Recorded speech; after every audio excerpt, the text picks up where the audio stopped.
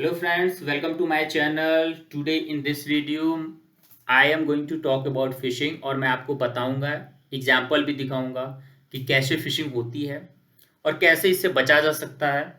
जो मैं आपको एग्जाम्पल्स बताऊंगा आज, वो ऐसा नहीं कि सिर्फ वही एक तरीके हैं जो आजकल के जो स्मार्ट फिशर हैं, जो अ, तरीके अपनाते हैं आपके बैंक से पैसे चुराने के लिए, वही एक तरीका है जो मैं आपको दिखाने जा रहा हूँ। ऐसा नहीं है, उसके और भी तरीके हो सकते हैं, लेकिन इतना श्योर है कि जब आप मेरा पूरा वीडियो देख लेंगे तो मैं आपको जो ट्रिक्स बताऊंगा, जो चीज़ों को ध्यान रखने के लिए अगर आप उसको फॉलो करेंगे तो इतना श्योर है कि उसमें कोई भी तरीका जो फिशर है वो यूज़ करेंगे, आप उससे बच निकलेंगे।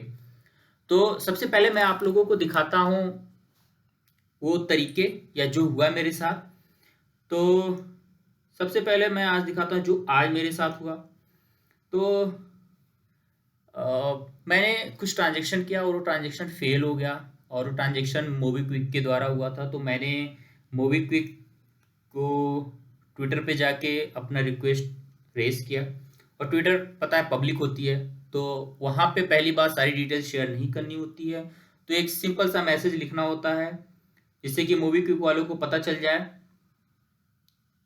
कि आपको कोई प्रॉब्लम है।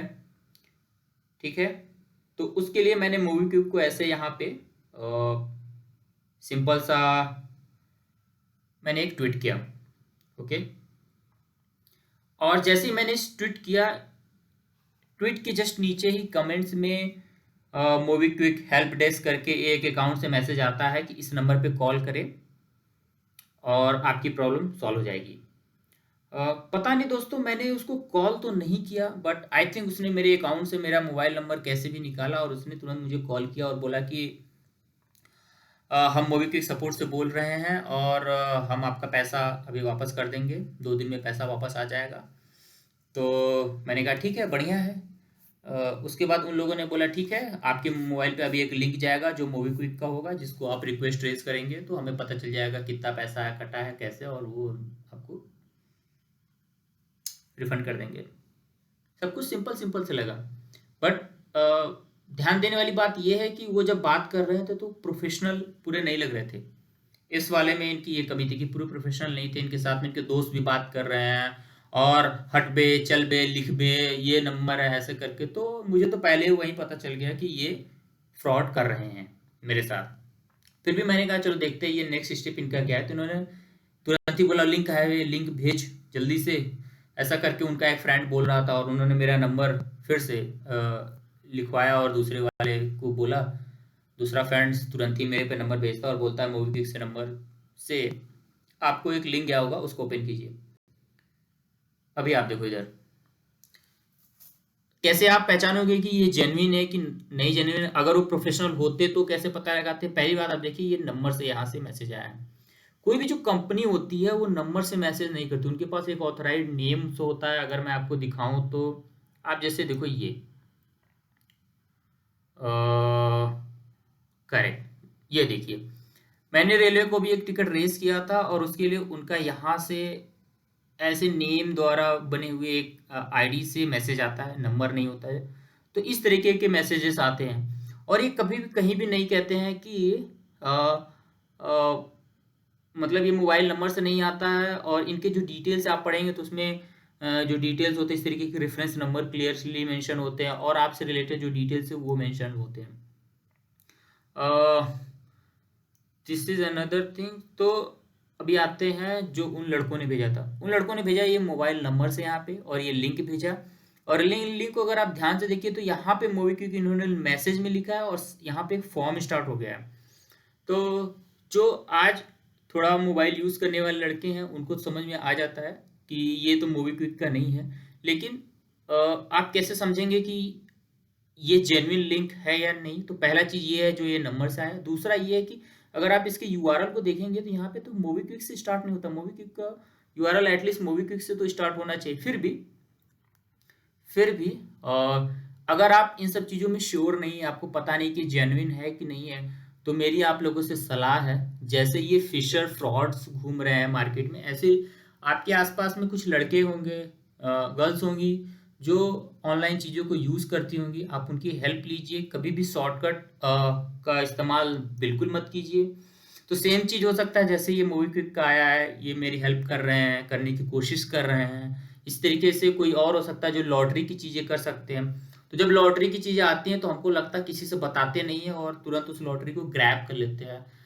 वही एक प्लेस होता है जहाँ पे हम मिस्टेक करते हैं और हमें लगता है कि हमें कुछ मिला है और किसी को बिना बताए हमें चीज़ें मिल जाती हैं। यही सब जो सिचुएशन होती है, साइकोलॉजिकली सिचुएशन, इन सब चीज़ों का फ़ायदा उठाते हैं ये जो फिशर्स हैं, फ्रॉड जो करते हैं।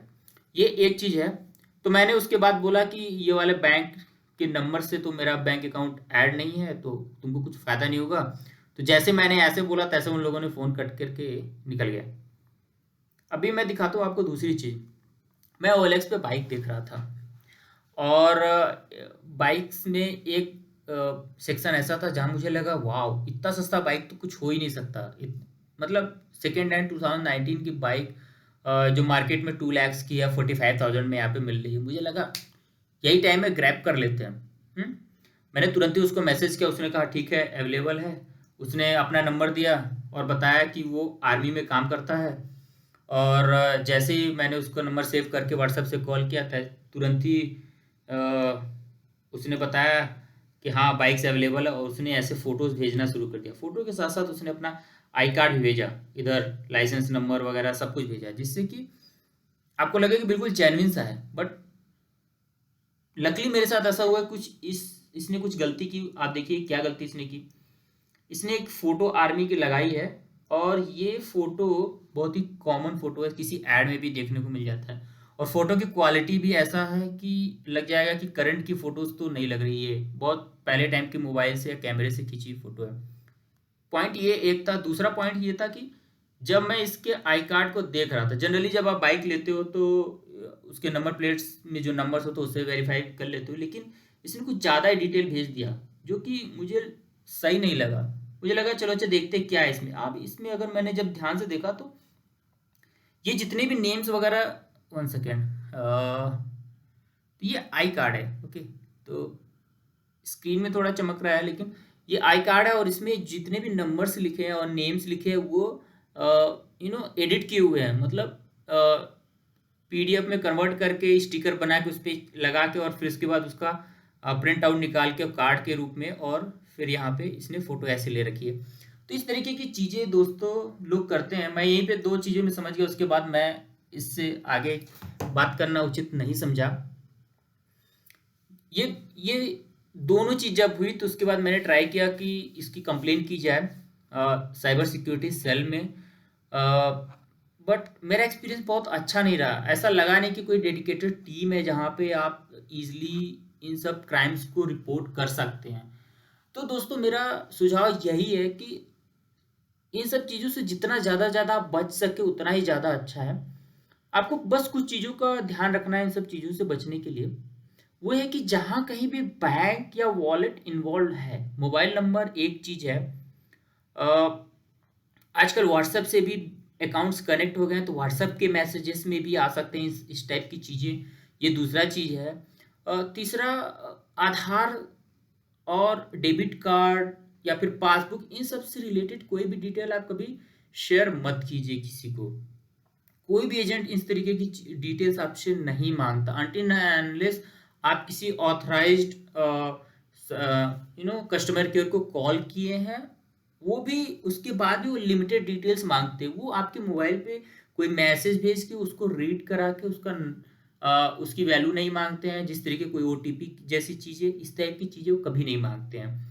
कोई भी कंपनी, एबीसीडी कोई भी कंपनी ऐसी चीज़ें नहीं करती है जहाँ पे वो कुछ भेजे आपके मोबाइल पे और आपसे फिर वो बोलेगे अच्छा पढ़ के बताओ, या फिर क्लिक करो वो जो भेजा है उस, इस टाइप की चीज़ें वो नहीं करते हैं कभी भी। कभी भी आपको जैसे कोई सपोर्ट हेल्प भी करता है तो वो आपको वेबसाइट बताता है जो ऑथेंटिक वेबसाइट्स होता है। और मेरी बात फिर से ध्यान से सुनिए कि कभी भी जिस वेबसाइट को आप ट्रस्ट नहीं करते हैं उस वेबसाइट पे आप कभी नहीं जाइए। कभी कभी हम फ्लिपकार्ट समझ के कोई और वेबसाइट पे जाते हैं जो कि लगता है फ्लिपकार्ट जैसा है लेकिन वो होता नहीं है। तो आपको यूआरएल पे भी ध्यान देना है कि वो फ्लिपकार्ट ही है। अदरवाइज कभी भी आप ऑनलाइन ट्रांजैक्शन करें या कोई भी और आपने पहले नहीं किया है, it is always better not to try that out. सिर्फ ट्राई करने के लिए आप पहली बार ट्रांजैक्शन करना मत शुरू कर दीजिए।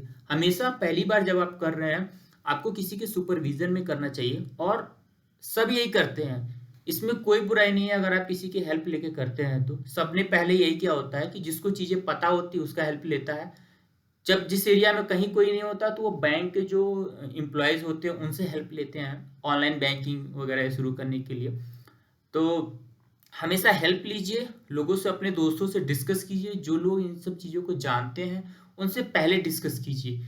एक बार आप अपनी कोई भी डिटेल अगर शेयर कर दिए तो समझ लीजिए, अगर डिटेल शेयर हो गया और ट्रांजैक्शन हो गया, फिर उसके बाद उसको ट्रैक कर पाना या पैसा वापस लाना बहुत ही मुश्किल काम है। मतलब आपके बहुत ही अच्छे कॉन्टैक्ट्स होंगे तभी शायद आपकी कोई हेल्प हो पाएगी। अदरवाइज आजकल चीज़ें इंटरनेशनल होती है और आपको पता है कि एक स्टेट से दूसरे स्टेट में अगर चीज़ें चली जाती हैं तो उसको ट्रैक करना बहुत मुश्किल हो जाता है। अथॉरिटीज़ उस पर काम नहीं करना चाहती।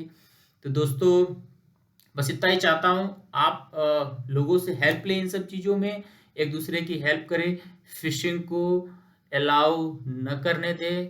धन्यवाद।